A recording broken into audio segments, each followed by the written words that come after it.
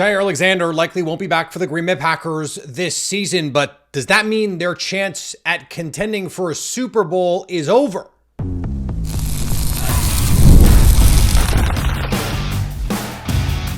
You are Locked On Packers, your daily Green Bay Packers podcast. Part of the Locked On Podcast Network, your team every day. You were Locked On Packers, part of the Locked On Podcast Network, your team every day. I'm Peter Bukowski, and I cover the Packers for The Leap, a newsletter I would love for you to subscribe to. Follow me on Twitter, Peter_Bukowski. Follow the podcast on Twitter, Locked On Packers. Like us on Facebook. Subscribe to the podcast, iTunes, Spotify, Google Podcasts. Wherever you find podcasts, you will find Locked On Packers, the #1 Packers podcast on the internet, and the show for fans who know what happened, they want to know why and how. Thanks to everyone who makes Locked On Packers their first listen every day. We hope you like starting your day with us as much as we like starting our day with you. Today's episode of Locked On Packers brought to you by our friends at PrizePicks. Go to prizepicks.com/LockedOnNFL and use the code LockedOnNFL, all lowercase, to win $50 instantly when you play $5. Jaire Alexander is done in Green Bay. Maybe forever. We'll get to that piece in a second. And I have seen an outcry from Packers fans and certainly from cynical, disingenuous non-fans about what this means for the Packers. But before we even get to that piece, Jaire Alexander was playing very well in coverage before the injury. He hasn't tackled since 2020, but the coverage was really good. Did not fare particularly well against A.J. Brown in the first game of the season, but the footing in that game was an absolute nightmare. So it's hard to take too much away from that game. It was never fair. It was never fair to accuse Jaire Alexander of getting paid and not wanting to play. Jaire Alexander loves to play football. Look at the joy that he plays with. The gritty is a perfect encapsulation of that joy. The idea that he would want to just get paid and not be out there just doesn't comport with what we know about Jaire Alexander as a competitor. So those criticisms were ridiculous, and any fan who engaged in that was I think on some level knew that they were also being disingenuous. Now, I do find it interesting that the Vikings fans who clowned Jaire Alexander for years, like he was Stephon Diggs's baby first, and Adam Thielen was his daddy, and then Justin Jefferson was his daddy, even though, like, statistically, you look at the against numbers and watch the tape, and none of that was ever true, even close. Now they want to say, come home. Just interesting that that's a thing that's been happening. But here's why this story is important to me, above and beyond what's going on with the team moving forward. Whenever we hear these conversations about the Packers and their injuries, and look, I was out there saying, this is a weird situation. It was a weird situation. He practiced for 2 weeks in full and didn't play. And then for a third week, started off the week practicing in full. And by the end of the week was a DNP. And we had no information. Matt LaFleur offered nothing. The Packers have to stop treating this stuff like it's a state secret. It benefits no one. And look, there is a certain group of you, and mostly not you, but a certain group of people out there who don't think that the media is owed anything in terms of answers, and frankly, is willing to defend the obfuscations of the team just because it's the team that they root for. They don't owe you anything. They don't. It's true. They don't. You don't have to tell me anything. But it hurts them to treat every injury this way. They think they got some sort of fringe benefit from being, weird about the Jordan Love injury. Maybe they did with a quarterback. But with this situation, especially because it was with Jaire Alexander, who was suspended last year for conduct detrimental, and is a unique personality that fans think that they know better than they do. And because Matt LaFleur was very weird, anytime he was asked a question about it, he shut the question down immediately, was off put by even asking it. That leads to fans and media wondering what is going on. Is there something under the surface that perhaps we don't know about? And I had no inkling or inclination to believe that this was ever secretly a punishment, that they weren't playing him, or that he was sitting because he didn't want to play for them anymore. I never had any reason to believe that those things were true. But by handling it this way, it made it easy for actors in bad faith to engage in exactly those kinds of discussions. Here is what they could have and should have done from the start. Hey, Jaire Alexander is dealing with a PCL injury. I'm not sure Matt LaFleur even came out and ever said that. It was reported, but I don't know if he ever said it. Maybe he did.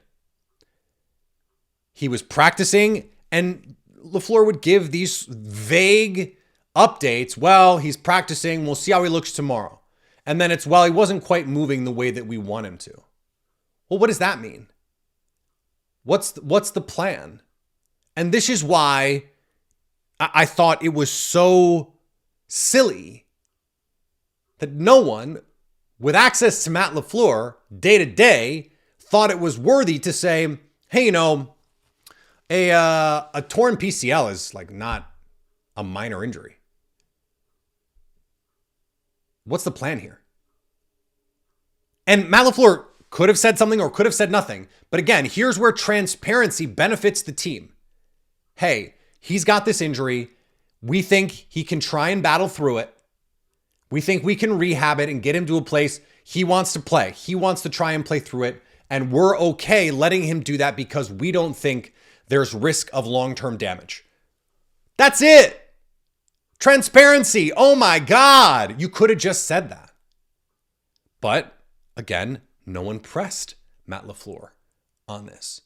And then when 2 weeks go by and he's practicing in full but not playing, we never get more questions about it. No one has any intellectual curiosity about, hey, so it's been a couple weeks now. Should he have maybe gone on IR originally? Would it have been better if now he's getting surgery? Should he have gotten the surgery originally? Would that have been a better plan? Could he be back for the playoffs if he'd have gotten the surgery? Tell me. And there are answers for all of those things.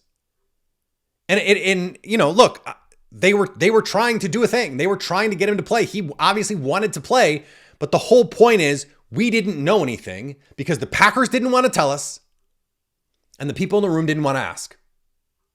And eventually there was enough burbling from fans and from people like me. Our friend Grant Bills over at the Bill Michaels Show basically shamed some people on the Packers beat to ask questions. And guess what they did? And guess what? Matt LaFleur gave them answers. Oh my goodness. And when fans say, well, you're not entitled to answers. No. But journalists are obligated to ask. And again, the Packers, Jaire, the fans, everyone benefits from the transparency. There's no advantage gained from letting Jaire Alexander practice all week and then not play on Sunday. Like there's no advantage to that because you're putting a materially worse player on the field. Like they're not going to be like, well, we're not going to throw out Jaire Alexander. No one is doing that. He's hurt. He hasn't played.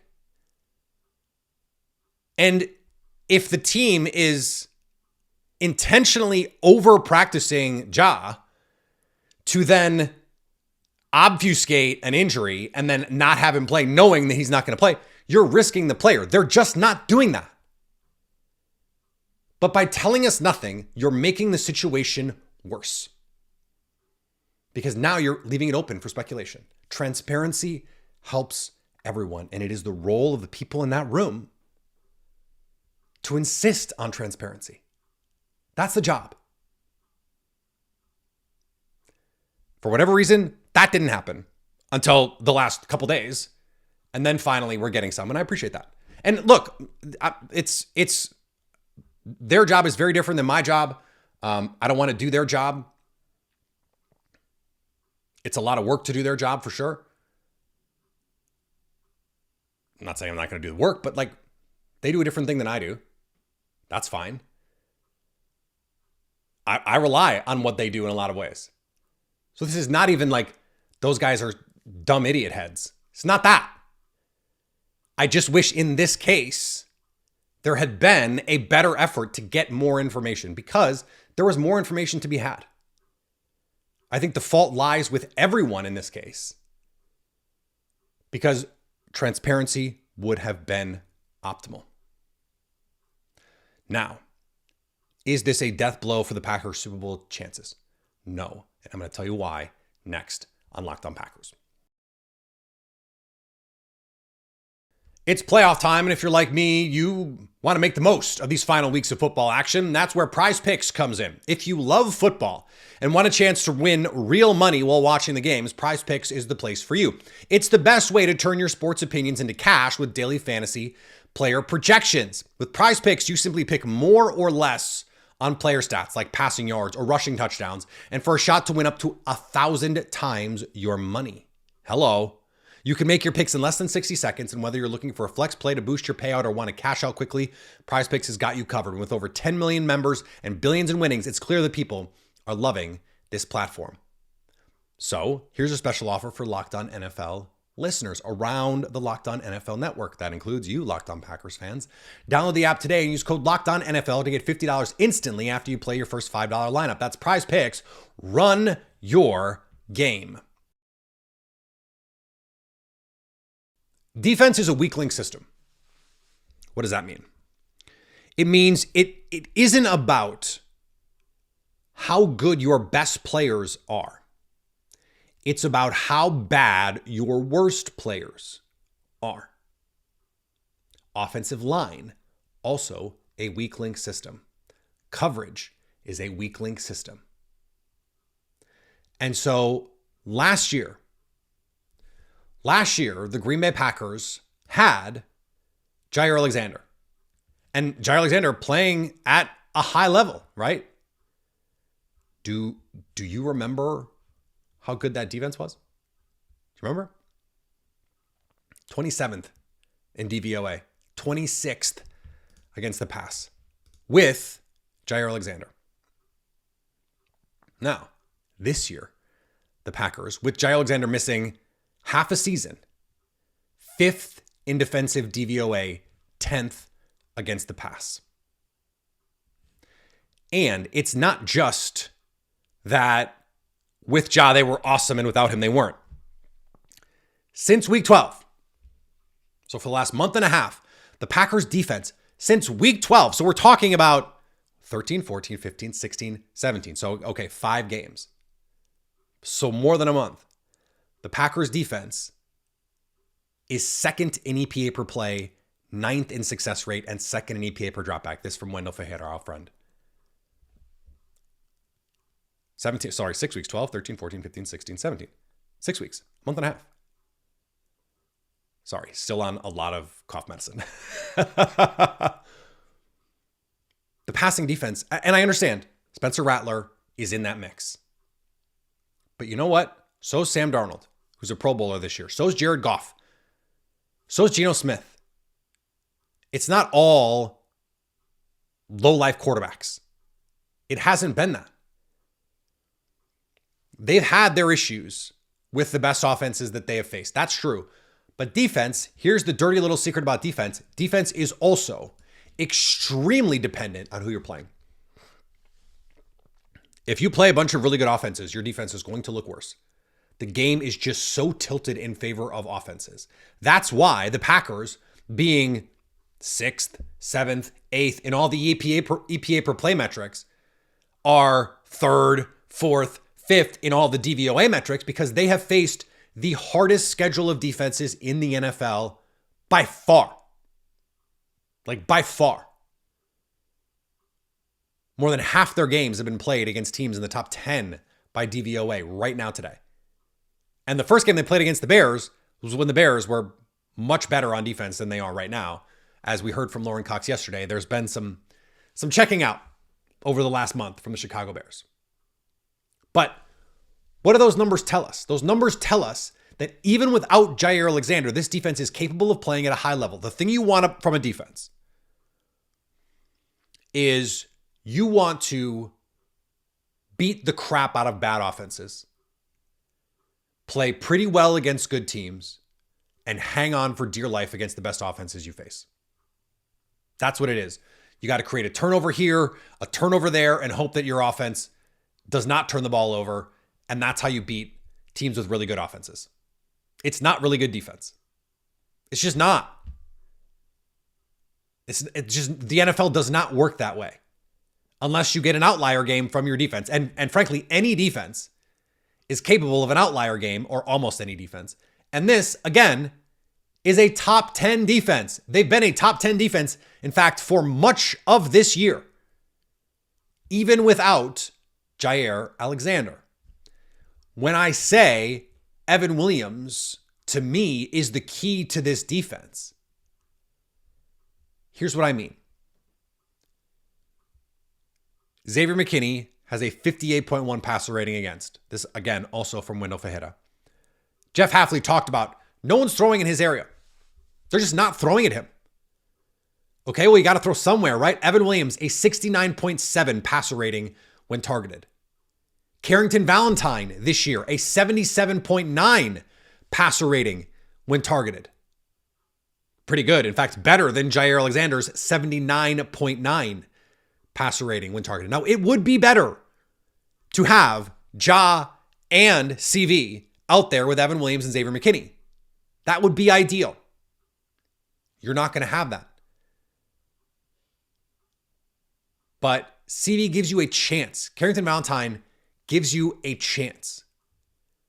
And then can you get, like we saw against the Lions, Keyshawn Nixon makes the one great play to get the interception.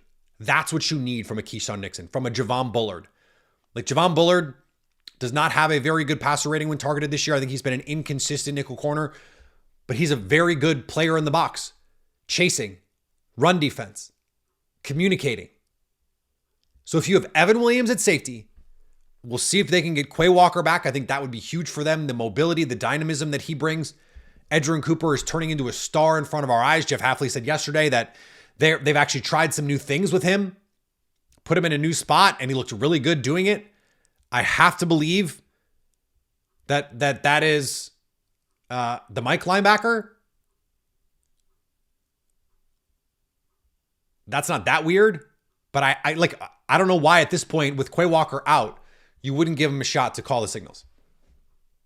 I think he's ideally suited to be a run and chase linebacker.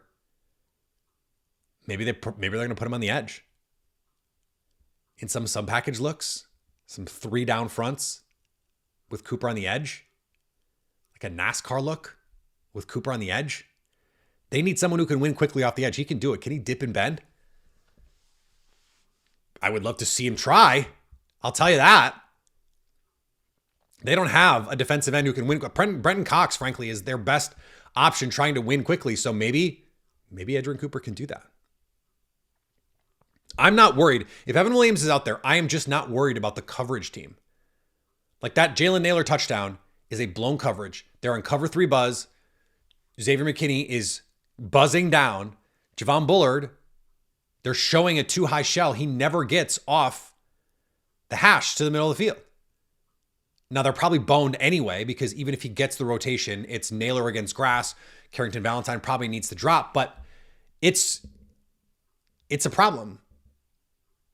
That guy was supposed to play the nickel all week. So if you have your guys and you go into a week and you can game plan with all of your guys, except Ja, I still think your coverage unit gives you a chance. And the run defense, again, they've been a top 10 run defense now for weeks. You face a Philly. You face a Detroit without David Montgomery. You face a Minnesota. You face an LA, a Tampa. Those teams can run the ball. Well, if you can make them play one-dimensionally and then you can cover, that's a really valuable thing. Now, the pass rushes, to me, is still the question. We talked yesterday on our 2 days ago on our New Year's resolution show about the pass rush and wanting to give them more opportunities one-on-one, not running a game. Like let Kenny Clark and Rashawn Gary go beat guys one-on-one.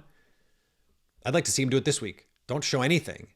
Just let Rashawn Gary beat the crap out of Darnell Wright and whoever is going to be on the offensive line, because that Bears group has been a mash unit. Just let Kenny Clark go sun some interior offensive linemen. Like, I know they're not going to be able to do it against Jalen Hurts and that offensive line, but like, that's kind of the point. And the last time they did it with disguise.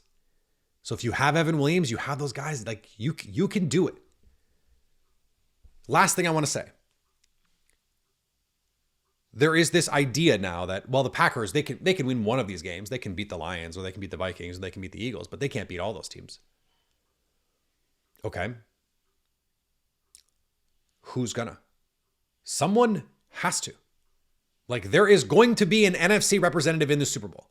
So if you told me Detroit has to beat Green Bay, Minnesota, Philly on their way to the Super Bowl, I would tell you that's a tall order. If Minnesota has to play Green Bay, Detroit, Philly on their way to the Super Bowl, I would tell you that would be really, really hard for me to believe. If you told me Philly was going to beat Green Bay, Detroit, Minnesota, or some combination of those three, whatever, I would tell you probably not. But someone's gonna do that. Someone is gonna win enough games to go to the Super Bowl. So why not the Packers? And here's the thing, in the postseason, it is all about your coach and your quarterback. That's why I don't understand why people are acting like Jordan Love stinks right now. We'll talk about him to close out another week of Locked On Packers. The NFL playoffs are almost here, but it's not too late to get in on the regular season action with FanDuel, America's #1 sportsbook, because right now, new customers can finish the season strong with $250 in bonus bets with your first $5 bet if you hit it. FanDuel has so many ways for you to pick up the dub. I love betting on team totals. We talked with Lauren, bet the under on the first half for the Packers to win. How many points? I have to look at the team total on that one to see how I feel. Like the Packers are going to try and score some points. I like the over 41.5 because I think the Packers are going to try and score some points in this one. Packers 10.5 point favorites, minus 550 on the money line. Just visit FanDuel.com to join today. That's FanDuel.com for your chance at $250 in bonus bets. Make every moment more with FanDuel, an official sportsbook partner of the NFL. And thanks for making Locked On Packers your first listen. Now for your second listen, go find new Locked On NFLs, now with 2 shows every day. First, the madman Tyler Rowland kicks off your morning with a double shot of NFL espresso. Then stop by the barbershop with Tony Wiggins for some real NFL talk. Find Locked On NFL on YouTube or wherever you get podcasts.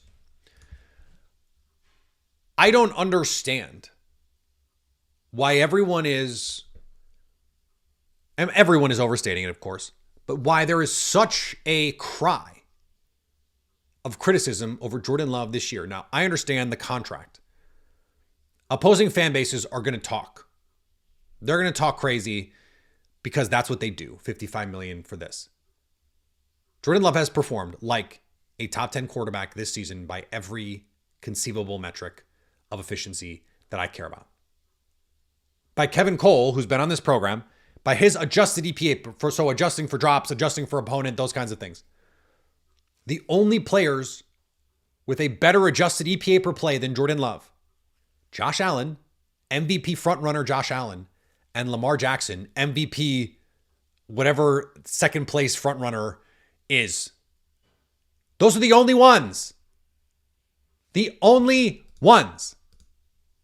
So, and even if you just do the raw numbers, just the raw efficiency numbers, don't adjust it, don't deal with drops, don't do anything.